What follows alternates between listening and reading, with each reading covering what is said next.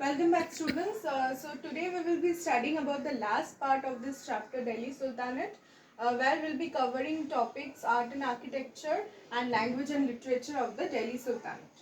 So art and architecture, we all knew that since the sultans of Delhi Sultanate used to follow the Islam religion, and the administration or the administration be uh, uh, used to run on the principles of Quran. So there was an Indo-Islamic culture which was established and which was being followed. So the Indo-Islamic culture which was being followed throughout the term and the period of Delhi Sultanate. So the architectural structures also had the various different styles, the Indo-Islamic styles. So the culture was basically the Persian culture was being followed, and the various styles like the domes were created, the various uh, uh, mosques were established and domes were created. So these type of architectural structures were being introduced and were being followed at this point of time. So the various new cities, palaces, forts, mosques, tombs, and bridges had the blend of Hindu and Islamic culture. So there was an Indo-Islamic culture, and the various salient features of the art and architecture was they used the red sandstone, and the architectural features had the domes and the true arc style. So there was an arc or arch which was there at that point. Now the various architecture was like this arc style or arch style and domes, and most of the buildings had double domes. So the mosques and every building had this type of structures. So floral and geometric designs were used liberally so that the Hindus and the Muslims can go and patronize those cultures and those styles. So new type of cultures had emerged. So the various mosques which were built, Alai Darwaza, so by Alauddin Khilji, and many other examples are also there, like the Jama Masjid at Ahmedabad and Champaner, and are beautiful and lofty structures. So there are many examples given over here of the various architectural establishments, and so just go through all of them, and you need to remember any two of them which might come in your exam.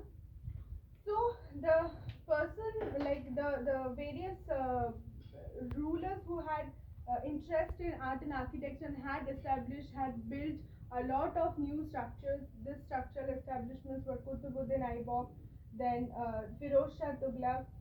So all of them had interest in art and architecture and had built a lot of establishments throughout, and we have the remnants of those in Delhi mostly, and other cities also.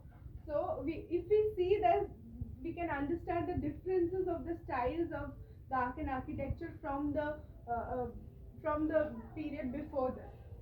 So there were a lot of new rest houses, hotels, mosques, minars, tombs were made at this point of time, and there was a rich architectural heritage that we have, that we imbibe from this Delhi Sultanate era, and there was a new style which had emerged. Now education system.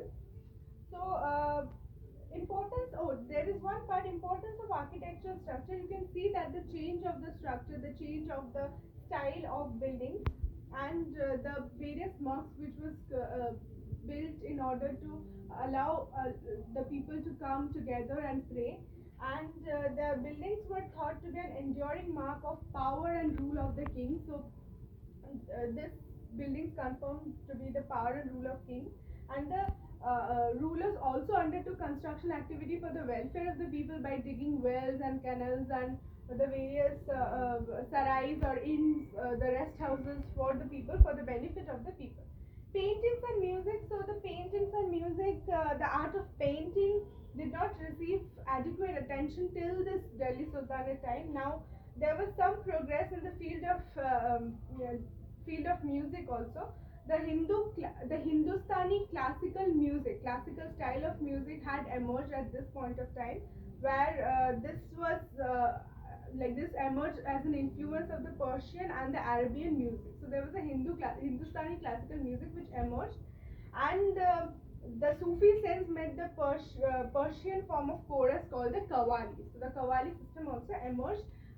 Style of music also emerged at this time. Musical instruments like tabla, then sitar, sarangi was used. Now education. So there were like Hindu centers of learning such as Vikramshila, Nalanda, Banaras, Kasi and Prayag, which was already there, which was established before Delhi Sultanate. Now these all education institutions were destroyed. So Hindu children received education in Gurukuls or the Pathshalas.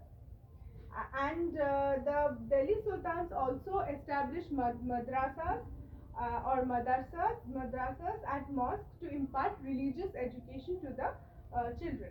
They gave jagis to the madrasas to meet their daily needs. So it was the residential educational centers which were being established by the sultans, and Firoz Shah Tughlaq had established a residential educational center at Firozabad. So this was the contribution of the Delhi Sultanate in the field of education. Now, language and literature. So there was the Delhi Sultan had encouraged the study of Persian language. Persian language was used in courts, the various courts. The was used by the rulers, nobles, the various ministers who were there in the courts, and the religious people. Sanskrit was spoken by the highly learned Hindus at that point of time. So, under the influence of Sufi saints, the regional languages also flourished a lot. So, Persian was a court language, and both Hindus and Muslims contributed to the Persian literature. So, there was the regional languages which gained importance, and the languages like Persian, Urdu also got importance over this point of time. Hindus and Muslims both contributed to the growth of Persian literature. Now, Urdu was like the various rulers also liked or patronized the Sanskrit language, and various texts like Mahabharata, Ramayana was translated from this Sanskrit to Arabic and Persian. So, literature consisted of translated works of original texts and the texts written in local languages. So, the epics like the Mahabharata Ramayana was also translated into many regional languages. So, there was an emergence of a new era where the regional languages got importance, and the Persian literature also gained importance, while Persian and Urdu became a code language as well as language of the poets. So Urdu, the poets who emphasize on Urdu also came up.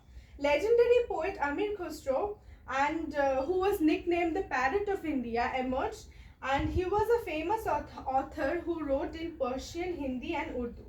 Then Minhaj ul Shiraj and Ziauddin Barani, and the famous traveler Ibn Battuta, so wrote in Persian language on the political events and lives of common people. So we get to know about the various details of the life of the common people from the works of Ibn Battuta and all the other various travelers and the various poets and authors of that period who used to write in Persian language and the regional languages as well. So as we come to the end of the chapter, you have to read the word meanings, the key terms, and we'll be discussing about the question answers. Later I'll be giving you the answers. This is it. Thank you.